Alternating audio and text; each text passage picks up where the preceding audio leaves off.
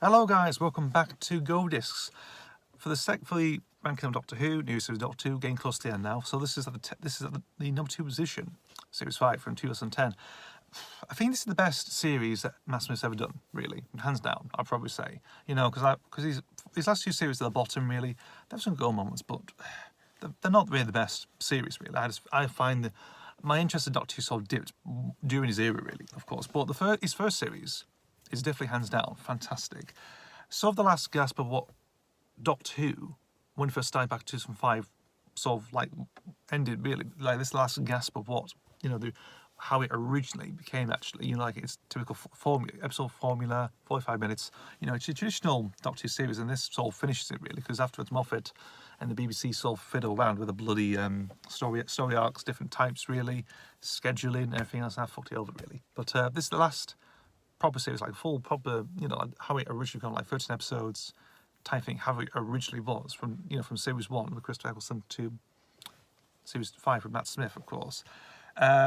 Just really good, actually, fantastic. I'll just get through the stories now. Let's just breeze through this series because I'm a bit run for time. So there we go. 11th Hour, brilliant opener, fantastic story. I love the idea of the Doctor wearing his predecessor's clothes. Must sound like very tattered and everything else. Like, really good stuff. I really enjoy. It's pretty good. I like the aesthetic. Very full of energy. Matt Smith from the go. Really good stuff. He's got full momentum. He just goes on. He's got a lot of test job. Really good stuff. Fantastic. Just a brilliant opener. Everyone says brilliant opener. Really good stuff. Fantastic.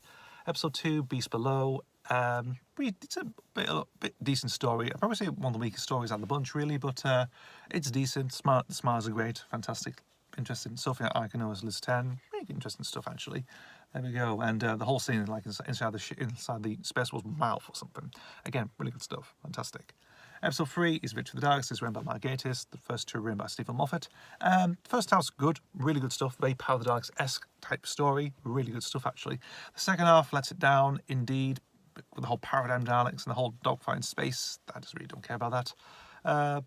But there we go. Amy Mrs. Winston Churchill is probably one of the highlights of that story. Really good stuff. And yeah, there we go. Episodes 4 and 5 is The Time of Angels and Flesh and Stone, 2-parter with the Weeping Angels.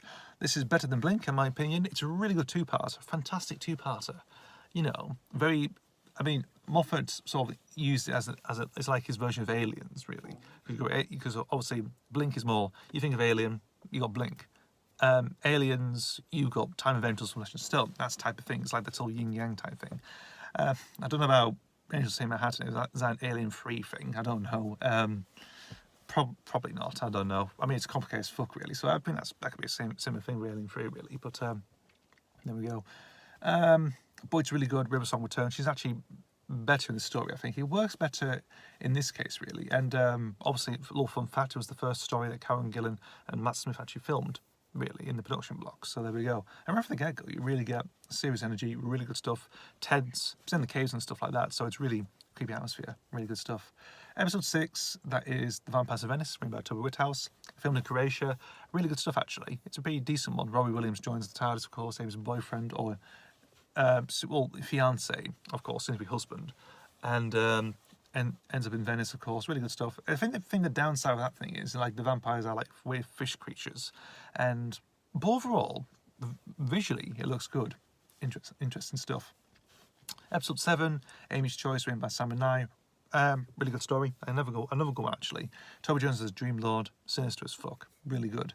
And the whole thing about, like, which reality do you stay? Do you stay with the Doctor in the TARDIS traveling around time and space, or do you stay raise a family in a like near your hometown or something, or your home village, whatever, forever? Who knows? But choose. It's like that, really. Again, really good story, fantastic. Episode 8 and 9, The Hungry Earth and Cold Blood, written by Chris Chibnall, the Silurians. Sort of a remake of Doctor and the Silurians, really, and it's alright, really. It's not too bad. Some stupid ideas with character development, of course, involving the mother killing or tasering one of the Silurians, of course, trying to get her husband's son back. And but it's decent, very good aesthetic. Silurians, I'm very mixed on the design, really. Masks with the mask on, pretty good stuff, actually. When they take the mask off, it's just very human. Too human for me, but with the mask on, very nicely done, very sort of makes it interesting, very sort of like that little mystique, of course. interestingly. No third eye, unfortunately. So there we go. Episode 10 is Vincent and the Doctor, written by Richard Curtis. Brilliant story. Very sad story as well, like involving a story about depression, really. Only Vincent can see this monster. He can see that he's fight off against, it's just in his mind. He can only see it. It's like a terrible force, really. But it's a really good story. Very sad as well. Tony Curran, brilliant, of course. Some people might know him as the Invisible Man from League of Destroyed Gentlemen film. Yeah, so he's Vincent Van Gogh in that story. Episode 11 is The Lodger, written by Gareth Roberts. There we go. Nothing to say about him.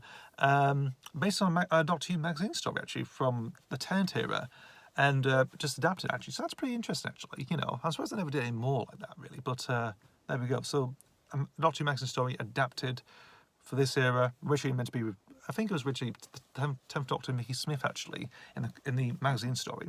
But here, it's 11th Doctor and James Corden. Obviously, Craig Owens. Probably it's a nice little role for Craig. Obviously, around the time Gavin Stacey was massive at that point. So, him in Doctor Who seems to work, so it seems to be like, okay, not a good choice, actually. And, yeah, it's a pretty decent one, actually. It's better than Closing Time, I have to say. But, The Lodger, pretty decent stuff, actually. And then we got the Pandorica opens and the Big Bang. It's good, but it's complicated as hell, really. Very sort of time. I think by the Big Bang, it gets complicated as fuck it does. Nice moments, of course. It builds up, it does, and also various elements. The Doctor trying to lock him away in the Pandorica in the prison. So there we go. And it's a pretty complicated, decent finale, of course. And then we finish off with A Christmas Carol, the Christmas special from 2010. Pretty decent. Michael Gambon's great, of course. And same with also what's her face? Oh, what's that singer? Bloody hell. I don't know, I forgot her name now.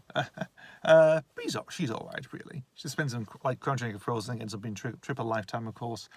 And yeah, the whole stuff with, the Doctor trying to ease everything else out, it's very, yeah. It's basically like, Amy Rory pushes one side, which is actually pretty decent, actually, to be honest, and gives the Doctor more to have more interested people to be able to breathe, really. It's like they're like pseudo companions in this story, with Cass and Sardik and who else? That opera singer, and there we go. But it's pretty decent. The sharks, bit of a weird thing, of course. Like they're sort of like the main villain, like sort of like his main centerpiece, really, but a bit weird. But there we go. But that's it, really. So, Series 5. Matt Smith's best series, of course. It's a really good series. Series 5. Really fantastic stuff. And I've got enough to say, really, but it's a really fantastic. And the last, like I mentioned before, it's the last series, actually, like how it was, like how a Doctor Who originally was, really, back in 2005. From Series 1 to Chris Eccleston to Matt Smith in Series 5, like that formula, that's the last time that sort of proper episodic formula, structured formula was like, really, but really good stuff, brilliant series, fantastic, and set the pave way for success in the States and whatnot. How wrong were we? And it sort of dwindled, in our case, down here in Britain, really. It sort of took the wind out of its sails and everything else, really, during the Matt Smith era, and it destroyed its reputation a little bit, actually, and people look at that and think, okay, it's not the zeitgeist that it used to be back in the day, of course, but there we go. So, thank you guys for watching. As always, I'll see you for the next video. See you later.